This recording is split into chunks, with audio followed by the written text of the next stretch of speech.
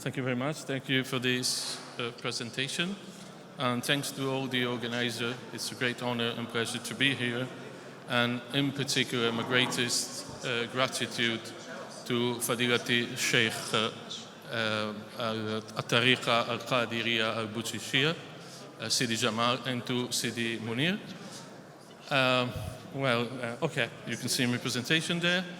Okay, next. Okay. When we want to talk about global citizenship, we have to deal with the problem of human diversity. And in order to do that from a Islamic and Sufi perspective, we have to start from the Quran. In the Quran, we can find many references to human differences. And many of them have already been mentioned in the previous talks. And of course, we have references to different human groups, the Sha'ur wa Qabail. We have references to different religious norms. And we have, of course, references to different languages. In fact, we have enough references that many scholars speak of an Islamic theology of human diversity, which includes the theology of linguistic diversity. That is to say, an theological interpretation of the origin of human differences, of the reasons why we are different, and the ultimate purpose of human differences. Now, one frequently quoted verse is this one from Surah Al-Rum, وَمِنْ آيَاتِ خَلْقُ السَّمَاوَاتِ وَالْأَرْضِ وَاخْتِلَافُ أَلْسِنَتِكُمْ وَأَلْوَانِكُمْ إِنَّ فِي ذَلِكَ لَآيَاتٍ لِلْعَالَمِينَ. And of course, as we can see here, اختلاف al-alsina is related to اختلاف al-alwan. So we have a first connection between languages and what is normally interpreted as different human groups or different human ethnic groups. Next one.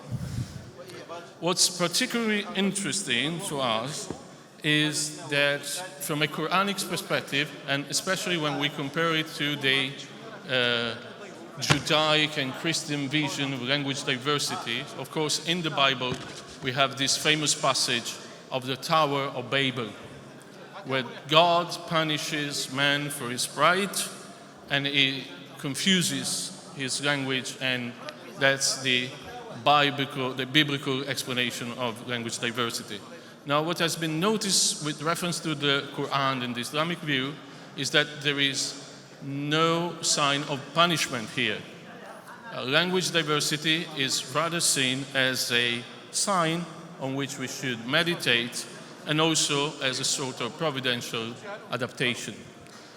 Providential adaptation to different conditions encountered by humankind in different regions of the world. We will see that this concept of iklim, akalim is very important.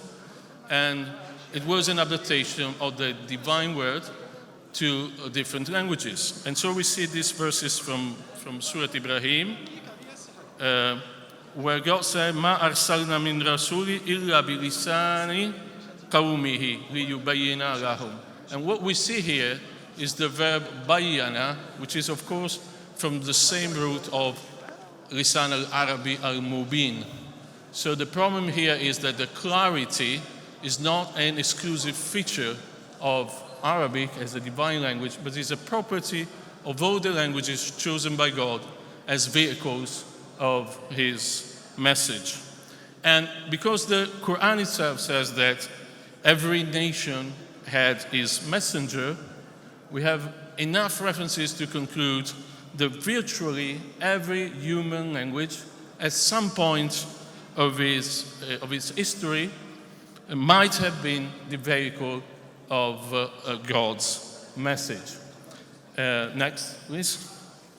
So, coming to the Sufis, this perspective is really evident in the Sufi approach to the diversity of languages. So, historically speaking, we see that Sufi masters not only showed the utmost consideration and respect for languages, but they encourage multilingualism and they also engaged themselves in multilingual literary practices. So, for example, from the 13th and the 14th century, we witnessed this process that is normally called vernacularization of Islam, where Sufi preachers reached remote areas in the East and elsewhere, where people didn't speak Arabic nor Persian, and so they had to convert the Islamic teaching and the Sufi doctrines into local languages. And what's interesting is many of those languages were not even written languages at the time, did not have a script. And the Sufi preachers are the ones who conceived and developed a writing script for those languages. In addition to that, we will see that authors like Ibn Arabi, Sheikh al-Akbar, even used the Andalusian dialect for the composition of some works, and namely one, Zajjal, a very famous one. So he didn't write in Fusha Arabic, but he wrote in what we call today the Andalusian Darija. And they also engaged in multilingual composition, where many languages were used in the same poem or in the same songs. And we will see an example of that.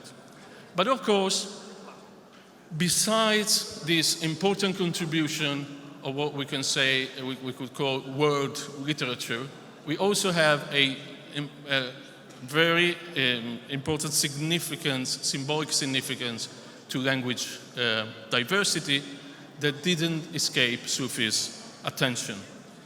So in Sufi works, languages are always related to different religions, the diyanat, different human groups, the aqwam, different regions, the aqalim, and all this is symbolically linked to the point that in their works, language diversity becomes a metaphor for religious diversity, and the mastery of different languages symbolically represents the path that leads to the knowledge of the common reality, hakika, behind different linguistic forms, all conveyed by them. Of course, in Sufism, we can always look at form as something that hides the hakika, but also as something that reveals the hakika. So next, please. Next is the passage from a famous story by Rumi. You can find it in Rumi's Masnavi. You have the original Persian here. So what Rumi says here, there are four men, they are for different, what we would call today different nations, but the term didn't apply at the time. So the story goes that they were poor and they received a coin and they wanted to buy something to eat. So the Persian man says, let's buy angur. And the Arab man says, no way, we don't have to buy angur, we should buy anab. And then the Turk say, no, why angur or anab? What we want is yuzum. And then the Greek guy comes and he say, no, let's buy estafil, or what he said in that language. And so Rumi says, if a mystic man was there, and the word here is sahib siri, so the Sufi man of the situation, because he knew all those languages, he could solve the problem immediately by buying that thing that would satisfy all of them. And what's interesting is that Rumi doesn't even have to say what this thing is. It's grapes, of course, but he hasn't got to say it because as he was multilingual, Rumi would write also in Greek and Turkish and other languages. Also his audience was multilingual, so they had already understood what the story is about. Okay, the symbolic dimension, the allusion, the ishara is very clear here. We have one hakika, but then we have various forms that express that hakika. Next, please. So I am approaching the conclusion. So a very common theme in all medieval thought, and is a theme that we find in Judaism and we find in Christianity, is the idea that by speaking all the languages of the world, traditionally they are either 70 or 72, that's the symbolic number that we find. By speaking all those languages, we go back to the center of the human state. So you can see here we have the cosmos, the sphere, the kaun, and we have the plane of human existence, which is just a plane among many others in the cosmos, but is particularly relevant for us because it's our plane. And at the center of this cosmos, you have this central position, which is called the center of the human state, or the maqam al-adami, from Adam, of course, or the insan al-kadim.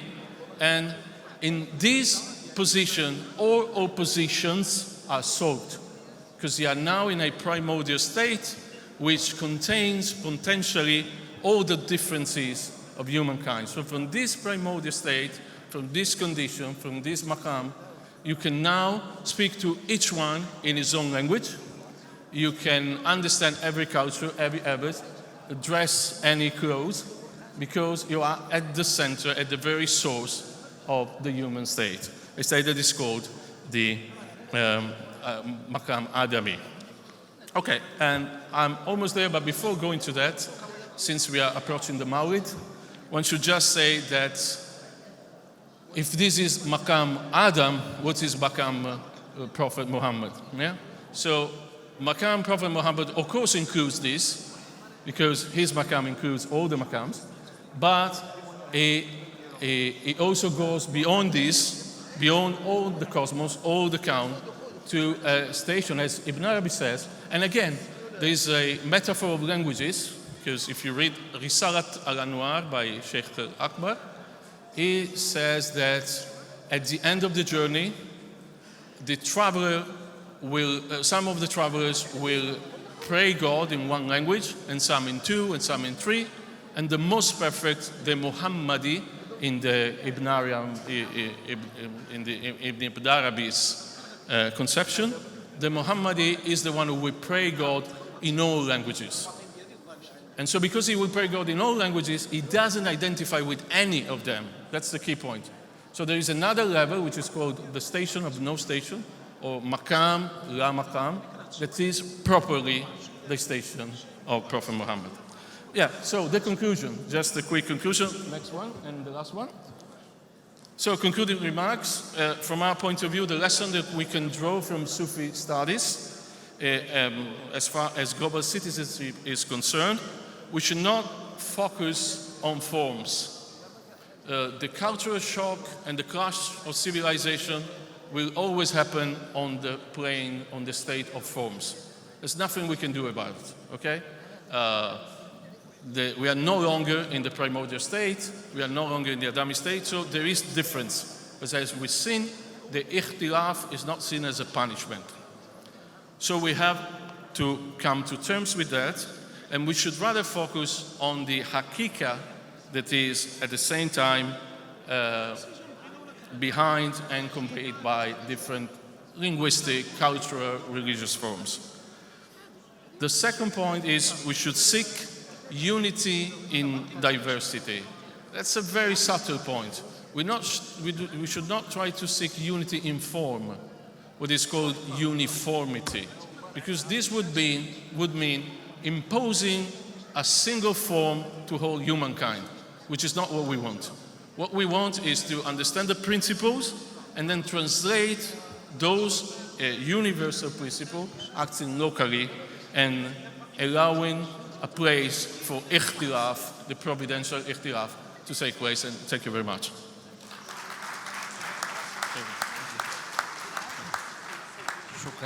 شكرا جزيلا لفضيلة